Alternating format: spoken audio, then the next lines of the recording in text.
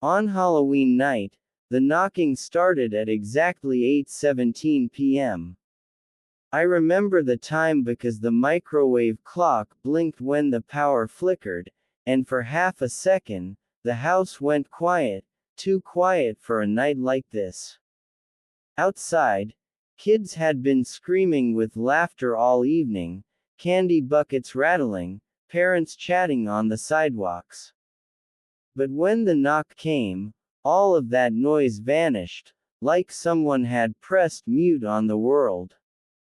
3 slow knocks. Not playful. Not rushed. Deliberate. I wasn't expecting anyone. My porch light was off.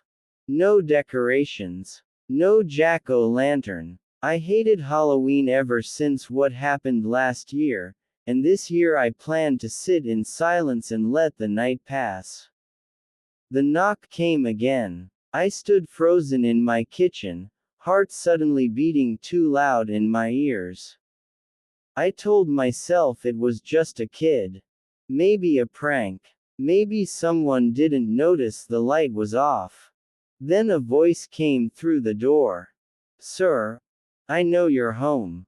My stomach dropped. The voice wasn't young. It wasn't cheerful. It sounded tired. Dry. Like someone who hadn't slept in days. I took one step toward the door, then stopped. "Go away," I said, trying to keep my voice steady. No candy. Silence. Then, softer this time, "I'm not here for candy." The porch light flicked on by itself. I hadn't touched the switch. Through the frosted glass of the door, I could see a shape now. A man standing perfectly still, too close to the door. He was tall, unnaturally tall, and thin, his outline stretched like a shadow pulled too far. "Who are you?" I asked. He leaned forward, and his forehead touched the glass with a dull thud. "THEAN," he whispered. I don't know why that name made my chest tighten, but it did. It felt wrong in my mouth, like a word that didn't belong in this world. "I think you have the wrong house," I said. A slow, dry chuckle came from the other side. "You said that last year too." My blood turned cold. "I've never seen you before," I said. "Yes, you have," he replied. "You just don't remember doors very well." Another knock. Harder this time. The door frame shook. I backed away, grabbing my phone, my fingers trembling as I dialed 911. No signal. The screen went black. Outside, the street was empty now. No kids. No cars. No wind. It was like my house had been cut out of the neighborhood and dropped somewhere else. "You shouldn't ignore a door on Halloween," THEAN said calmly. "Doors are thinner tonight." "What do you want?" I shouted. "To finish what you started."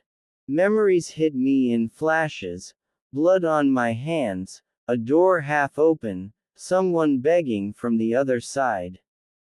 I clutched my head, gasping. "No," I whispered. "That wasn't real." THEAN sighed. "That's what you told yourself." The knocking stopped. Then the handle began to turn. I ran to the living room and shoved my couch against the door, my hands slipping with sweat. The door creaked, wood groaning like it was being bent from the inside. "You locked it," he said, almost amused. "That won't matter." The lights exploded all at once, plunging the house into darkness. The smell hit me next, wet earth and rusted metal. Behind me, a floorboard creaked. I spun around. THEAN was standing in my hallway. He hadn't come through the door.